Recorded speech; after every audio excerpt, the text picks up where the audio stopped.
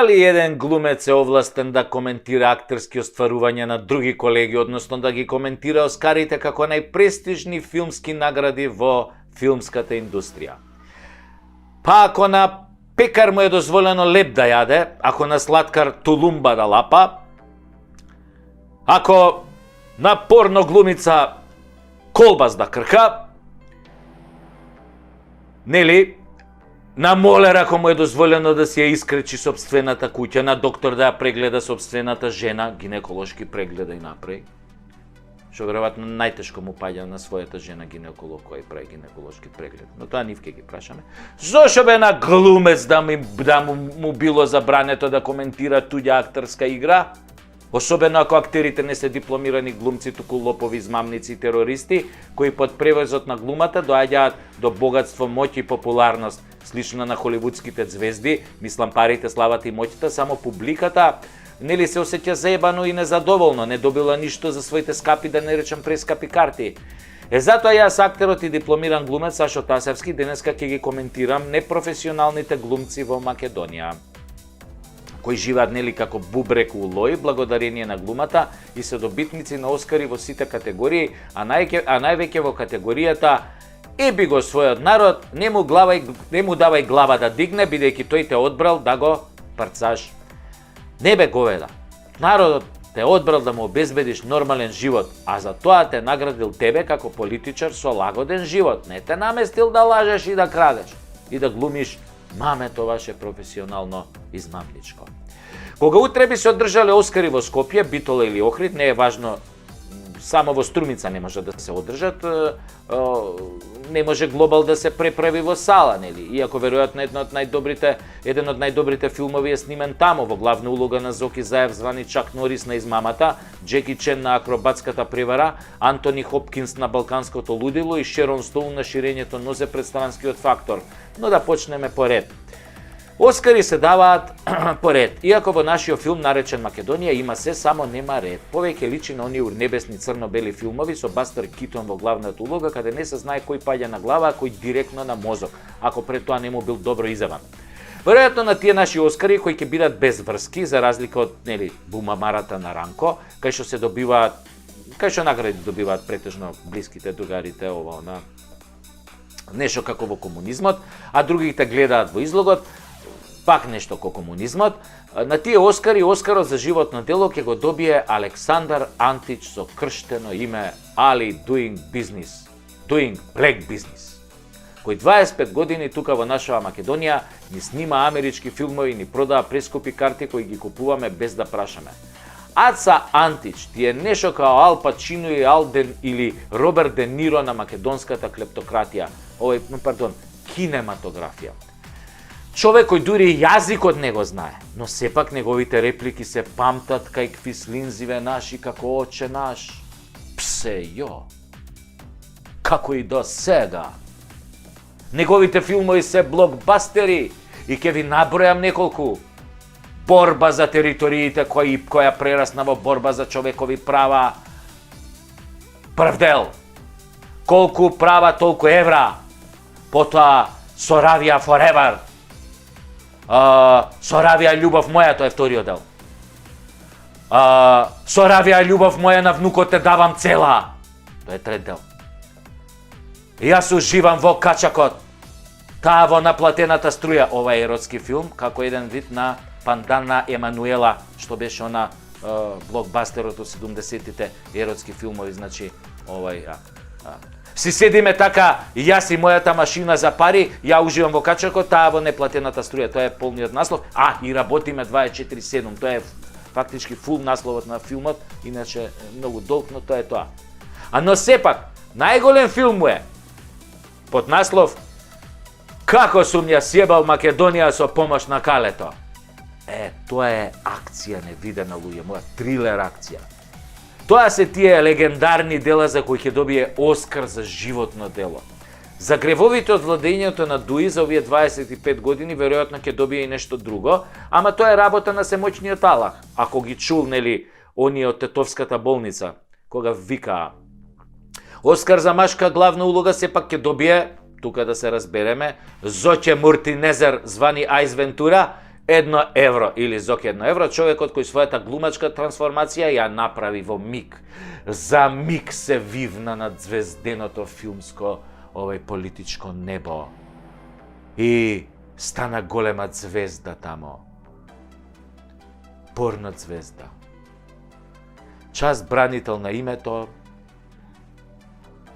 час како најголем предавник, квислинг на паркинг, каде што се шитка се што е македонско. Намерно велам шитка. Затоа што тој збор доаѓа од албанскиот глагол шитет, кој значи продава. Значи го продава за пари, глагол кој зоќе заедно со неговите сапортинг актери или овие кажи ги епизодисти, Филипсус Венсан, Дон Джонсон Дончев, Кочо Джипси Ангелков, како и целата булјумент од Шаер и Струга на чело со Мерко, одлично го користеа за да продадат се што е македонско. Оскар за најглупа, но најрасипана улога оди кај Стефчо Пендраковски, кој си го сменил на времето името во Стево за да не звучи Стефчо, па погрешка да го шипнат на црна листа, иако он ја заслужuje многу повеќе од градоначалников. Тоа е глумецот кој во глумата се снаоѓа ко петел меѓу ноеви, ама се обидува со својата душа преварантска која му плаче за да биде филмска звезда да се фали со францускиот договор. Па да вели дека он го правел, па после дека нема појма кој го правел, да го нарекува народот стока, а од него да зема дебела плата, да лаже за промена на името каде стигне, а прв да гласа, да се прави независен до гуша да е во СДС и калето како оверен соработник, да ги дупи гардистите кога цел свет го дупи него. Оскар за мунгос на македонската кинематографија, иако сака да биде меркат, да не мислите дека ставаме меркатна слика, а пишуваме Стево Мунгос. За Стево сме измислиле кинематографијата и на крај нели доаѓа Таче. Таче нема да добие Оскар, затоа што не знае да глуми. Не знае да дупи, зашо го дупа, тама поважно е што не знае да глуми, затоа нема Оскар да добие. Башка е толку шлакнат што го бива само за аванта и предавства. А да, и ќе победел на избори, сега грејота е за другиве глумци да им го земеме Оскарот ако Таче веќе е предодредена победа. Ако Таче победи на овие избори, мислам дека треба нова корона да измислат и се да не потепаат као гугутки со птичи грип, за да не сереме веќе по милава ни земја ко гугутките по плоштади, затоа што после таква победа ќе нема кој да ни ги избрише ни птичите лајна.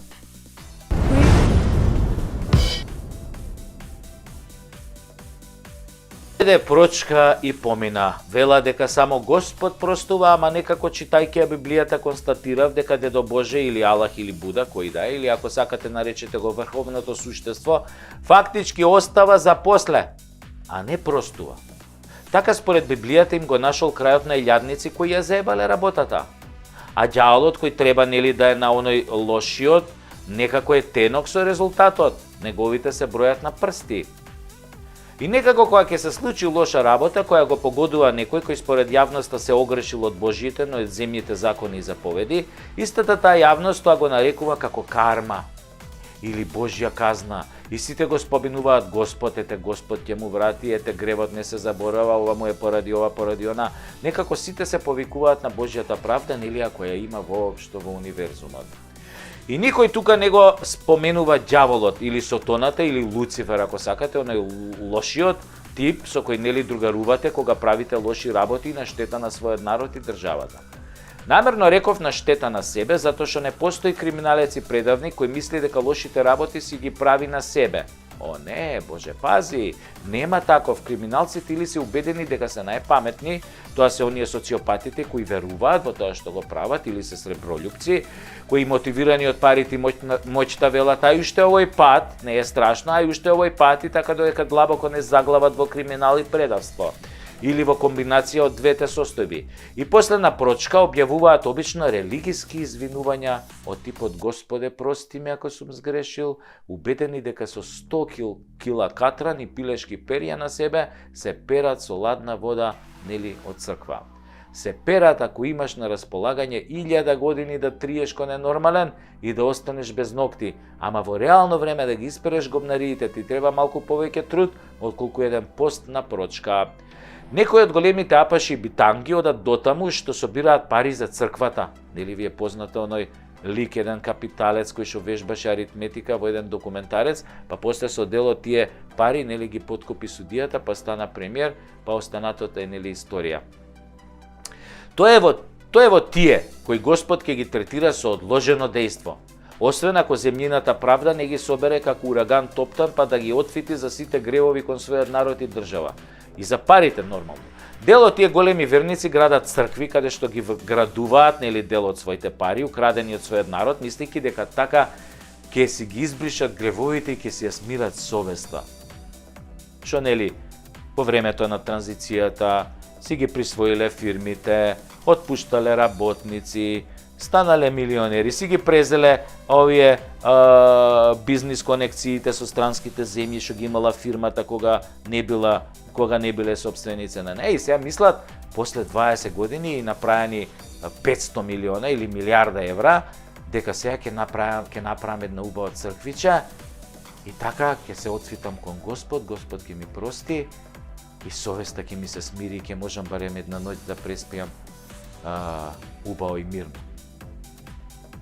Гревот бара жртва, а жртвата не ја бираш ти, туку пак некој трет. Дали било тоа карма, Господ Аллах или случајност? Мислам, што реков сега, случајност. Да, дали знаете дека Божјата правда има и уште две имиња? Едното е случајност, а второто е поблиску до првово и се нарекува судбина.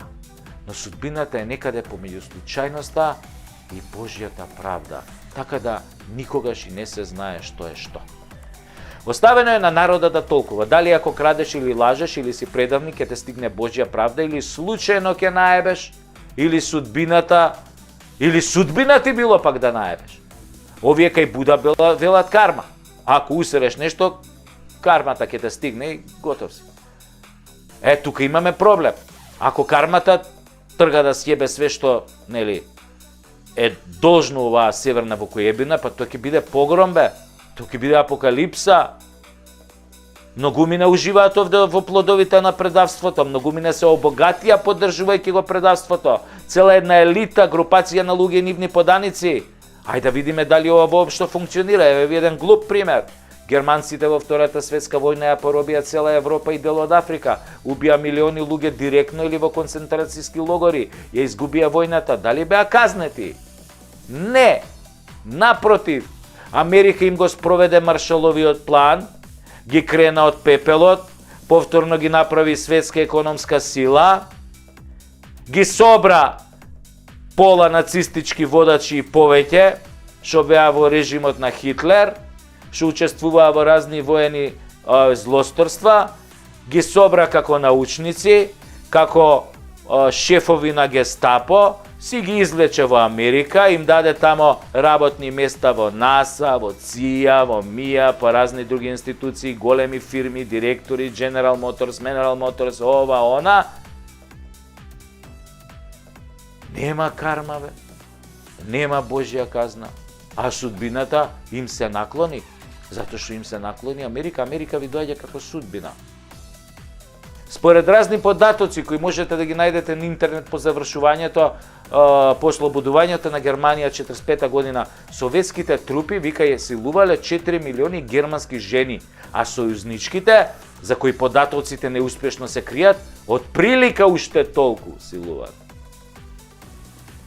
Значи, самото злосторство кој германскиот народ им го направи на другите народи, како одговор на тоа злосторство доби друго злосторство. Вратка, што ви кажат.